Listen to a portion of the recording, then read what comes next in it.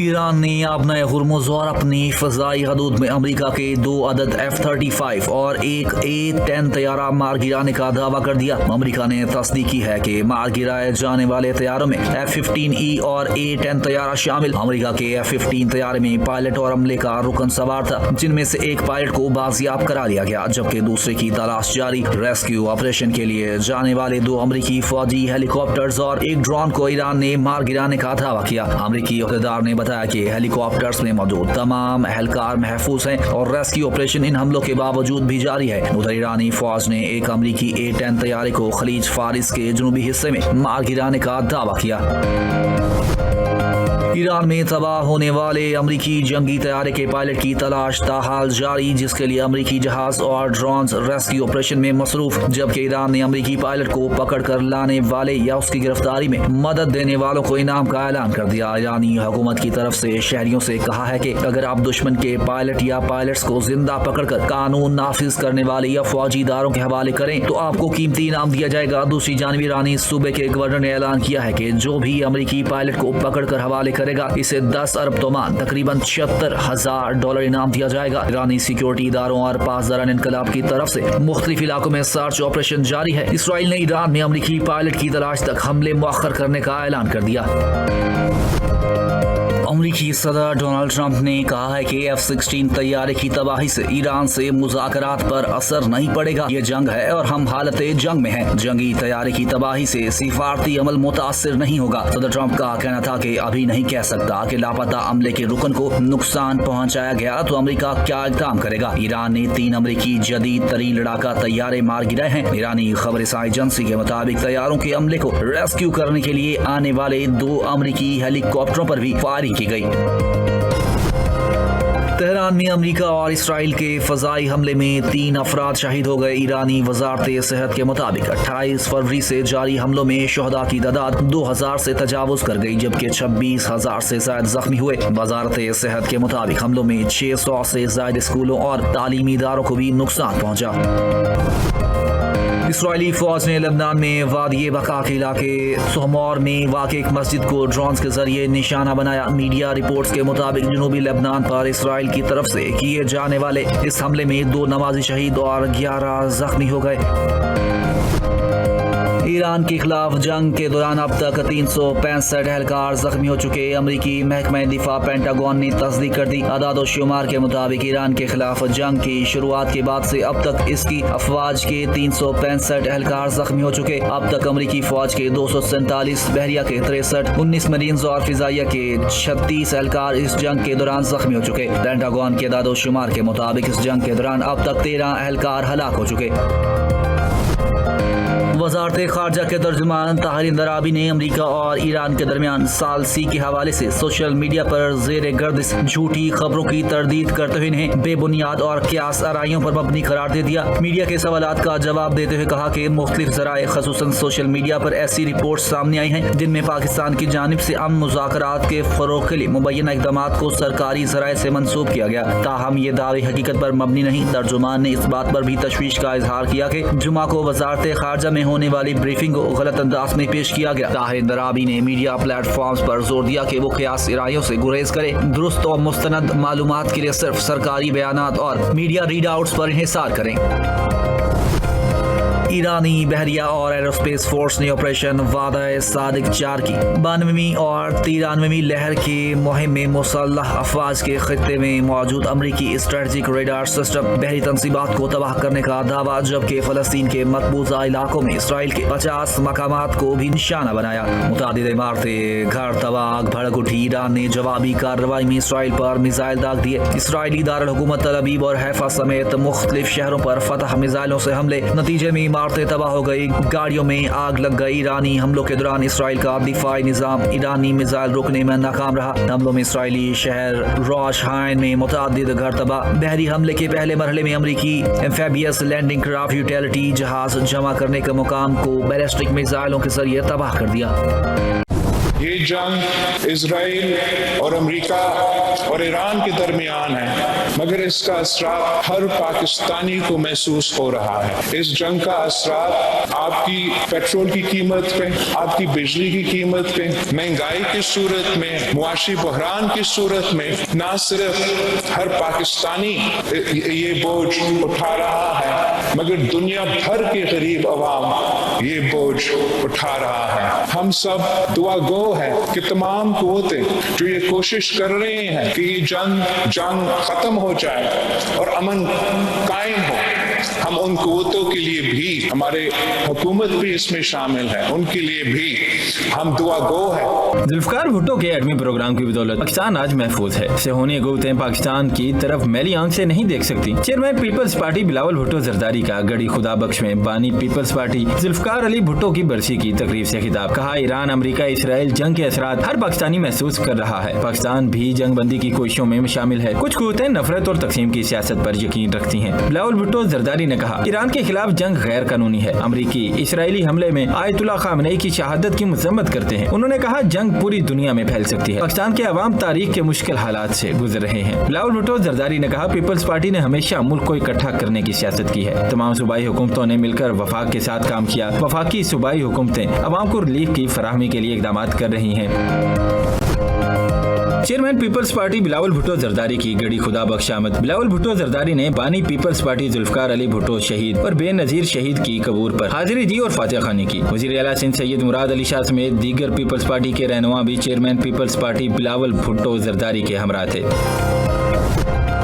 بلاول ہاؤس کراچی میں بانی پیپلز پارٹی ذوالفقار علی بھٹو کی 47ویں برسی کی تقریب۔ پیپلز پارٹی شعبہ خواتین کے زیر اہتمام قرآن خوانی کا اہتمام کیا گیا۔ خاتون اول آصفہ بھٹو زرداری، مرکزی صدر پیپلز پارٹی شعبہ خواتین فریال تالپور کی شرکت۔ خواتین رہنماؤں نے شہید ذوالفقار علی بھٹو کی جمہوریت اور ملکی خدمات کو خراج تحسین پیش کیا۔ کہا بانی پیپلز پارٹی کی بدولت ملک آج ایٹمی طاقت ہے۔ ذوالفقار علی بھٹو شہید کی قائدانہ اور غیر معمولی فیصلوں سے ملکی دفاع مضبوط ہوا۔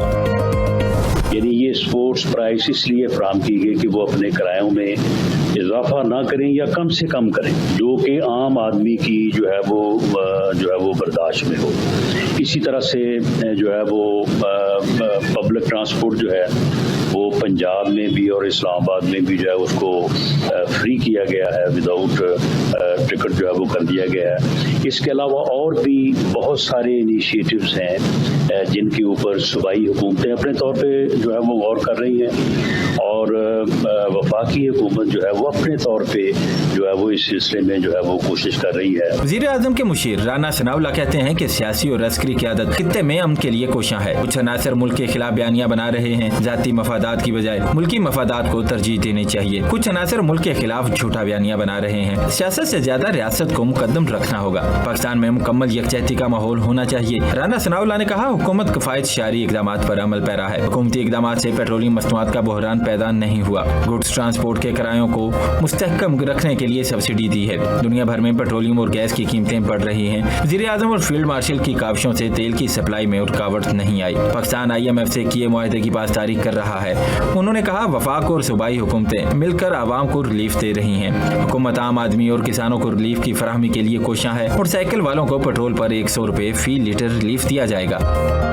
وزیر اعظم نے پہلے دن سے ہمیں تب جگایا تمام متعلقہ وزارتوں کو کہ جب یہ کشیدگی ابھی شروع ہو رہی تھی، اور انہوں نے کہا کہ میں قطعاً یہ برداشت نہیں کروں گا کہ میرے ملک کا کسان، میرے ملک کا محنت کش، ان کے لیے ملک میں تیل کی قلت ہو۔ اور الحمدللہ آپ نے دیکھا کہ پورے خطے میں تیل کی قلت ہوئی۔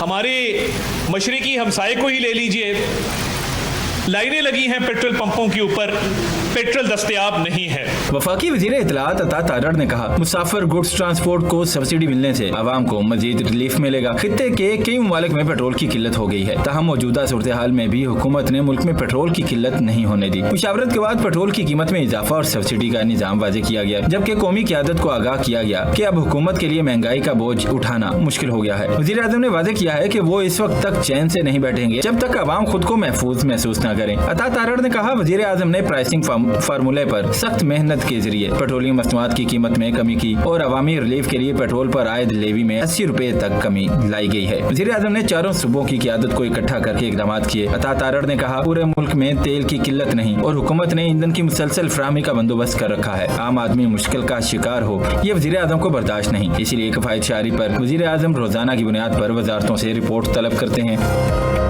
तकरीबन 130 अरब रुपए, 129 अगर मैं स्पेसिफिकली कहूं, अरब रुपए खर्चे गए। पिछली हुकूमतों की तरह ये नहीं किया गया कि जैसे करीम भाई बैंकरप्ट हो गए थे, मुल्क को बैंकरप्ट कर दिया जाए। ये 130 अरब रुपए अपने तरक्याती मंसूबों में से काट कर दिए गए अवाम को, और वो छोटे छोटे जो आपके सामने वजीर आजम ने के हुक्म के जरिए हम पेश करते रहे, वो छोटे छोटे हकीर नजराने, चाहे वो वज़रा की तनख्वाह थी, चाहे वो 50% पेट्रोल में कटौती थी, चाहे वो 60% गाड़ियों का ताला लगा के बंद कर देना था, मगर एक एक पैसा जो खर्च किया गया वो बचत से खर्च किया गया।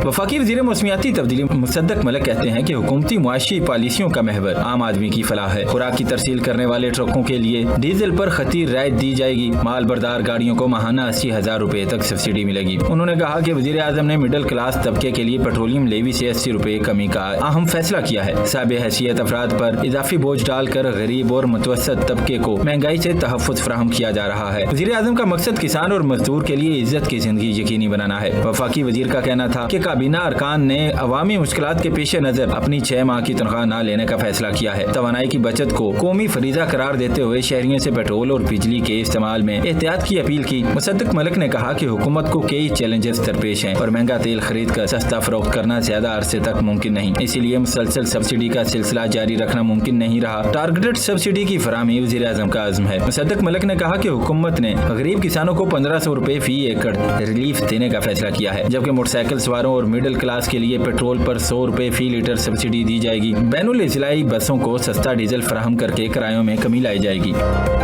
आपके तवज्जुह से मैं बलूचिस्तान के उन लोगों को ये भी बताना चाहता हूँ जिन्होंने अक़सात में दिए हुए हैं, किस्तों में दिए हुए हैं अपने ट्रक्स या अपने बसेस, वो जो है उनके, क्योंकि अब सिस्टम इस तरह का बना है, इट इज़ डिजिटलाइज, तो वो जिसके नाम पर है अभी तक ट्रांसफ़र नहीं हुआ है तो वो चला जाएगा, उनको किस्त चली जाएगी। तो पैनिक होने की ज़रूरत नहीं है। अगर पुराने मालिक को किस्त चली गई, दिस इज़ आवर रिस्पॉन्सिबिलिटी। वो आके हमारे डिप्टी कमिश्नर्स को और DPOs को अपनी शिकायत दर्ज करें।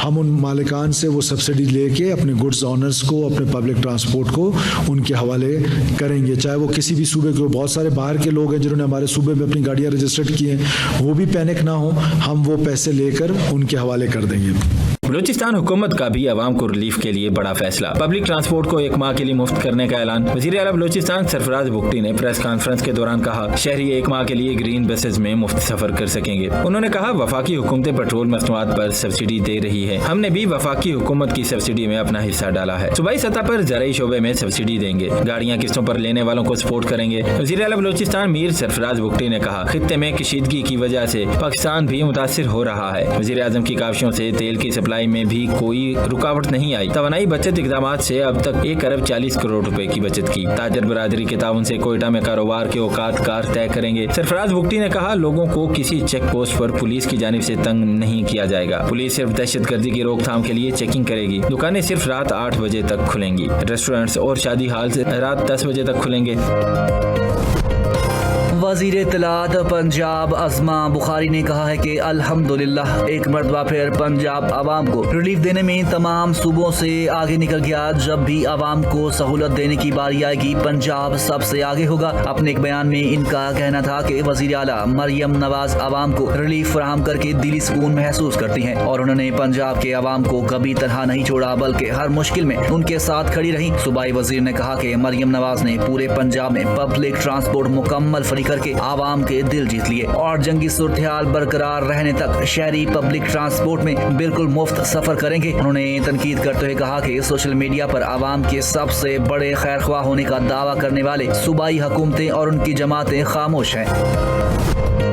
पाकिस्तान सुपर लीग सीजन 11 में इस्लामाबाद यूनाइटेड ने रावलपिंडीज को 7 विकेटों से शिकस्त दे दी। रावलपिंडीज ने 20 ओवर्स में 7 विकेटों पर 156 रन बनाए। कामरान गुलाम ने 50, डियान फोस्टर ने 44 रन की इनिंग्स खेली। मोहम्मद रिजवान 2, डैरल मिचेल 19 और अब्दुल्ला फजल ने 23 रन बनाए। रिचर्ड ग्लेसन, फहीम अशरफ और सलमान इरशाद ने 2-2 खिलाड़ियों को आउट किया। इस्लामाबाद यूनाइटेड ने 157 रन का हदफ बआसानी 3 विकेटों के नुकसान पर 15वें ओवर में हासिल कर लिया। समीर मिन्हास 36 गेंदों पर 70 रन बनाकर नुमाया रहे। हैदर अली 26 और मार्क चैपमैन 24 रन बनाकर नॉट आउट रहे। डेवन कॉनवे 6 और मोहम्मद फाइक ने 19 रन बनाए।